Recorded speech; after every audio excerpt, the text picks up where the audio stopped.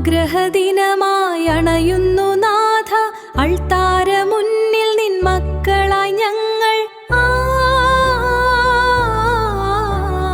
ദിവ്യകാരുണ്യമേ പെയ്തിറങ്ങണമേ, അനുഗ്രഹ പൊന്മഴയായി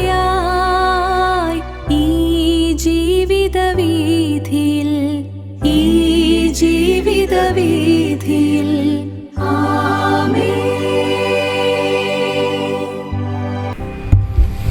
പരിശുദ്ധ പരമദിവ്യകാരുണ്യത്തിന് നേരവും ആരാധനയും സ്തുതിയും പോഴ്ചയും ഉണ്ടായിരിക്കട്ടെ. ഓ പരമകാരുണ്യവാനായ ഈശോയെ,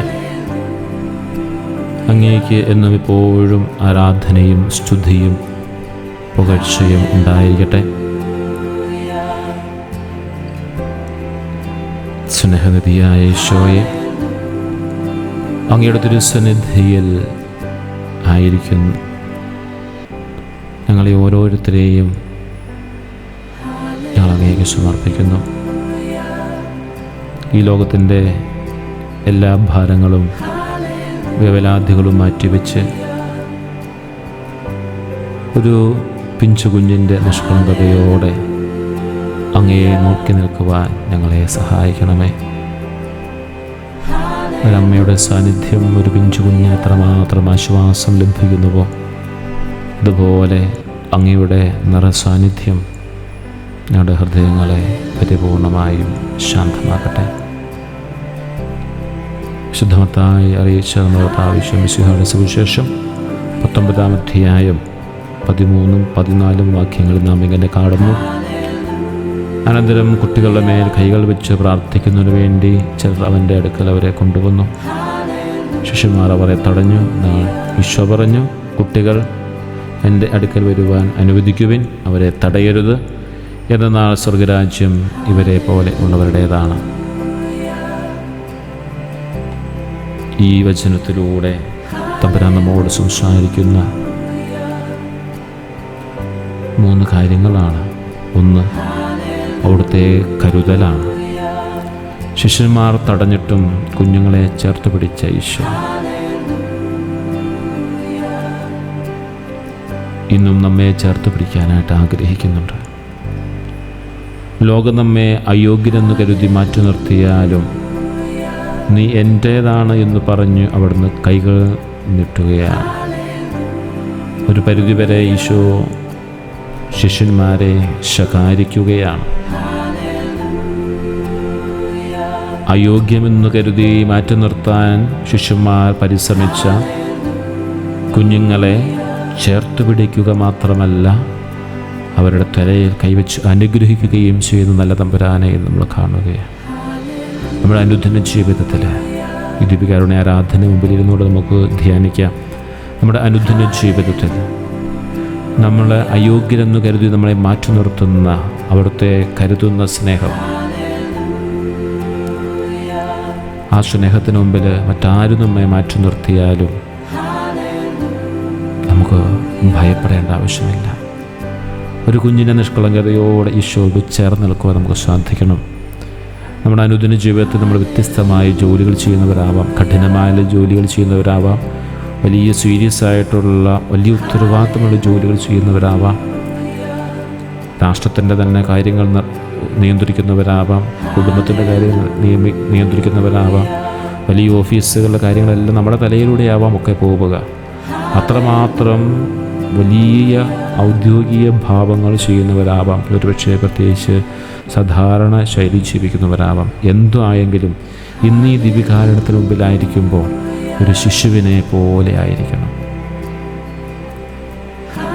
തമ്പുരാൻ്റെ മുമ്പിലേക്ക് കടന്നു ചെല്ലുവാനുള്ള ഏകമാർഗമാണ് ശിശുവിനെ പോലെയാവുക. അവിടുത്തെ കൈകൾ നമ്മൾ തലയിൽ വെച്ച് അനുഗ്രഹിക്കപ്പെടുവാനുള്ള ഏറ്റവും വലിയൊരു മാർഗമെന്ന് പറയുന്നത് ശിശുവിനെ പോലെ ആവുക എന്നുള്ളത്. ആരൊക്കെ മാറ്റി നിർത്തിക്കൊള്ളട്ടെ, അയോഗ്യമെന്ന് പറഞ്ഞ് മാറ്റി നിർത്തിക്കൊള്ളട്ടെ, തമ്പുരാൻ്റെ സമയത്തിനായി തമ്പുരാനെ ആഗ്രഹിച്ചൊരു കുഞ്ഞ് അമ്മയെ എത്രമാത്രം ആഗ്രഹിക്കുന്നുവോ അതുപോലെ തമ്പുരാനെ ആഗ്രഹിക്കുന്ന കുഞ്ഞുങ്ങളായി മാറാൻ നമുക്ക് സാധിക്കണം.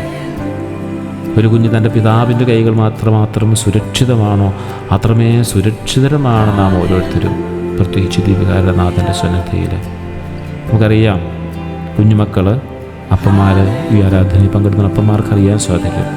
അല്ലെങ്കിൽ മുതിർന്ന ചേട്ടന്മാർ അവരുടെ അനുജത്തിമാരോ അനുജന്മാരോ കുഞ്ഞുങ്ങൾ കൊണ്ട് യാത്ര ചെയ്യുമ്പോൾ, അല്ല അപ്പന്മാർ യാത്ര ചെയ്യുമ്പോൾ എപ്പോഴും ആ അപ്പന് മക്കളുടെ മേൽ എപ്പോഴും കണ്ണുണ്ട്. അവരെതിലേ യാത്ര ചെയ്താലും എപ്പോഴും ആ ഒരു സുരക്ഷിതത്വം, തൻ്റെ സുരക്ഷിതത്വത്തിൻ്റെ ആ ഒരു പരിധിക്കുള്ളിലാണ് എപ്പോഴും അപ്പന് അമ്മ അല്ലെ ആങ്ങളെയൊക്കെ കുഞ്ഞുങ്ങളെ കരുതുന്നത്. അത്രമാത്രം സുരക്ഷിതമാണ്. അതാണ് അപ്പൻ്റെ സ്നേഹം എന്ന് പറയുന്നത്. എൻ്റെ ജീവിതം എന്താണ്? തമ്പുരാൻ്റെ സന്നിധിയിലിരുന്നു കൊണ്ട്, ഈ ദീപികയുടെ നാഥന് മുമ്പിലിരുന്നു കൊണ്ട് എൻ്റെ അപ്പനാണ്, എൻ്റെ അപ്പൻ്റെ സ്നേഹം അത് എപ്പോഴും ഒരു സംരക്ഷണമായി എൻ്റെ കൂടെയുണ്ട്. ഈശോയുടെ ഏറ്റവും വലിയ പരിപാടി, ഞാൻ നിങ്ങളോട് കൂടെയുണ്ട്, ലോകാവസാനം വരെ ഞാൻ നിങ്ങളോട് കൂടെയുണ്ട്, നിങ്ങൾ ഭയപ്പെടേണ്ട എന്ന് പറയുന്നു. എന്തിനും ഈശോയുടെ ഒരു ഉത്തരവാദിത്തമാണ്, ഞാൻ നിങ്ങളോട് കൂടെയുണ്ട്. ആയതിനാൽ നമ്മുടെ ഭാരങ്ങൾ നമുക്ക് ഇറക്കി വയ്ക്കാം. വലുതാകും തോറും നാം ചുമലേറ്റിയ അഹങ്കാരത്തിൻ്റെ, ഉത്കണ്ഠയുടെ, വേദനയുടെ, രോഗങ്ങളുടെ, ആകുലതകളുടെ, പരിഹാസത്തിൻ്റെ, പുച്ഛത്തിൻ്റെയൊക്കെ ഭാരങ്ങൾ ഈ തിരുസക്രാരുടെ മുമ്പിലെ ദീപികാരുടെ മുമ്പിൽ നമുക്ക് ഇറക്കി വയ്ക്കാം. കുഞ്ഞുങ്ങളെ അനുഗ്രഹിച്ച ഈശോ അതേ കരങ്ങൾ കൊണ്ട് ഇന്ന് നമ്മുടെ തലയിൽ വെച്ച് അവിടെ നിന്ന് അനുഗ്രഹിക്കും.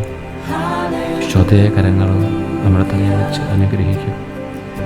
ഈശോയുടെ വലിയ സ്നേഹത്തിന് പരിധികളില്ലാത്ത സ്നേഹമാണ്. പരിധികളില്ലാത്ത സ്നേഹമാണ് അവിടെ നമുക്ക് നൽകുന്നത്. അവിടുത്തെ സ്നേഹത്തിന് പരിമിതികളുമില്ല, പരിധിയുമില്ല. അതുകൊണ്ട് അവിടുത്തെ സ്നേഹത്തിൻ്റെ കരുതൽ നമുക്ക് നേടിക്കാം. ഒരു കുഞ്ഞിനെ പോലെ അവിടുത്തെ സന്നിധിയിലായിരിക്കാം. നമ്മുടെ ഭാരങ്ങൾ നമുക്ക് ഇറക്കി വയ്ക്കാം. എന്നും പ്രത്യേകമായി പ്രാർത്ഥിക്കാം. മാതാപിതാക്കളുടെ സ്നേഹം ലഭിക്കാത്ത, ഉപേക്ഷിക്കപ്പെട്ട എല്ലാ കുഞ്ഞുങ്ങളെയും ഈശോയെ അവരുടെ തലയിൽ കൈകൾ വെച്ച് അനുഗ്രഹിക്കണമെന്ന് പ്രാർത്ഥിക്കാം. ജീവിതഭാരത്താൽ മനസ്സ് തളർന്ന, സമാധാനം നഷ്ടപ്പെട്ടവർക്കായിട്ട് നമുക്ക് സമർപ്പിക്കാം. മാരകമായ രോഗങ്ങൾ കഴിക്കപ്പെടുന്നവർക്കും കഷ്ടപ്പെടുന്നവർക്കും വേണ്ടിയിട്ട്, അവരുടെ കുടുംബാംഗങ്ങൾക്ക് വേണ്ടി നമുക്ക് പ്രത്യേകമായി പ്രാർത്ഥിക്കാം. എല്ലാ യുവജനങ്ങളെയും നമുക്ക് സമർപ്പിച്ച് പ്രാർത്ഥിക്കാം. കർത്താവായ ഈശോയെ, അങ്ങ് കുഞ്ഞുങ്ങളെ സ്നേഹിക്കുകയും അവരെ അനുഗ്രഹിക്കുകയും ചെയ്തുവല്ലോ. ഞങ്ങളും അങ്ങയുടെ മക്കളാണ്. ഞങ്ങളുടെ കുറവുകളും പാപങ്ങളും നോക്കാതെ അങ്ങയുടെ സ്നേഹത്താൽ ഞങ്ങളെ കഴുകണമേ. ഈശോയെ, ഈ ആരാധനയുടെ സമയത്തും ഇനി മുന്നോട്ടുള്ള ഞങ്ങളുടെ ജീവിതത്തിലും ഒരു കുഞ്ഞിൻ്റെ ആനന്ദത്തോടെയും സമാധാനത്തോടെയും ജീവിക്കാൻ ഞങ്ങളെ പ്രാപ്തരാക്കണമേ. സംഖ്യയുടെ പുസ്തകം 6:24 നമുക്ക് മനഃപ്പാഠമാക്കാം. ദൈവം നിന്നെ അനുഗ്രഹിക്കുകയും നിന്നെ സൂക്ഷിക്കുകയും ചെയ്യട്ടെ. സംഖ്യ 6:24. ദൈവം നിന്നെ അനുഗ്രഹിക്കുകയും നിന്നെ സൂക്ഷിക്കുകയും ചെയ്യട്ടെ. ഈശോയെ സ്തുതി, ഈശോയെ ആരാധന, ഈശോയെ നന്ദി ദിനത്തിനായി, ഈശോയെ നന്ദി കരുതലിനായി. ഈശോയെ സ്തുതി, ഈശോയെ ആരാധന,